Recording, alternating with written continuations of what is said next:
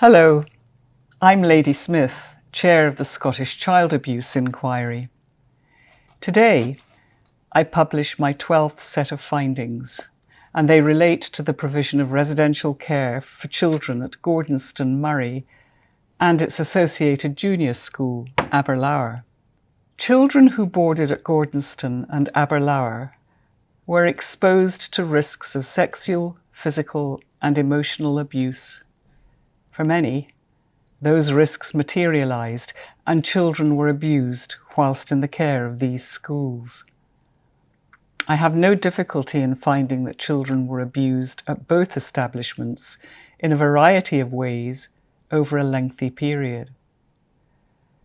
Gordonstoun's founder, Kurt Hahn, was a German educationalist committed to the development of experiential education, an approach which he had followed at the Salem School, a school he established in Germany before settling in Scotland in 1933, after having been advised to leave Germany because he was Jewish. Hahn believed that children should be educated in a system of learning through experiences, and he believed that system of education would influence the future of society, training children thus educated to be citizens who could not shrink from leadership, who would put right action before expediency, and put the common cause before personal ambition. His was a robust ethos. His focus was not on children as individuals. Hahn's principled and aspirational approach brought to Scottish education something that was entirely new.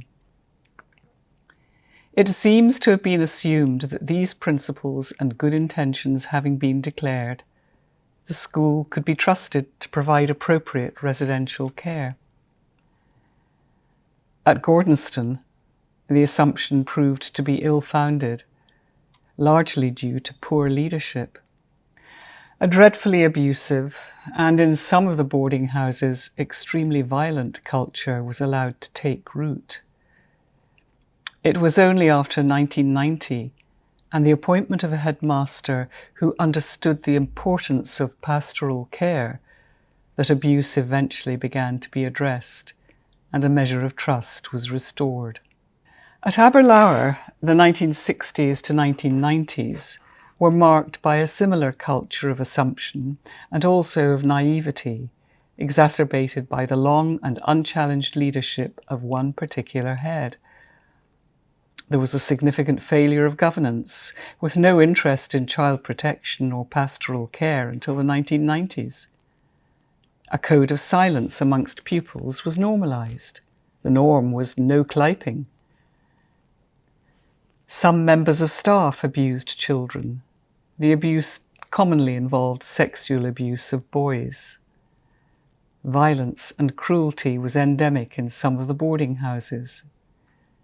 They operated as fiefdoms, following their own practices. Where leadership was weak, abuse perpetrated by pupils flourished. Governors were not aware of, or at least failed to acknowledge, that there was an abusive culture, and they didn't prioritise pastoral care. At Aberlour, weak recruitment practices and poor judgment by the long-standing headmaster meant that unsuitable teachers were repeatedly appointed. A high proportion of Aberlour staff sexually abused children.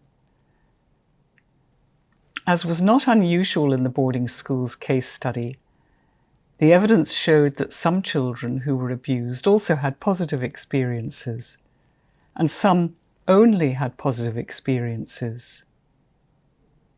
The fact that children had positive experiences and that there were some who were not abused at all is relevant and important, but it in no way compensates for or diminishes the dreadful reality of the abuse that did occur. Where applicants spoke of having been abused, but of having also had positive experiences, their evidence of the latter served to support the credibility of their evidence of being abused. Gordonstoun, offered a genuine apology for the abuse experienced by children entrusted into its care, and acknowledged its moral responsibility for those at Aberlour prior to 1999.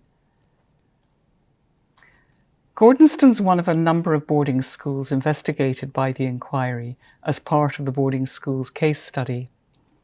The abuse I find to have taken place at Gordonstoun and Aberlour is in some respects similar to the abuse I found to have taken place in other boarding schools, including those run by the Benedictines, by the Marist brothers, at Loretto School, and at Morrison's Academy.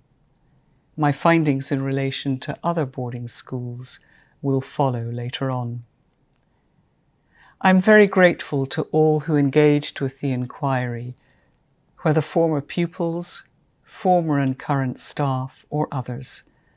Their willingness to cooperate, assist, and contribute accounts of their experiences at Gordonstoun was welcome and invaluable in enabling me to make these findings.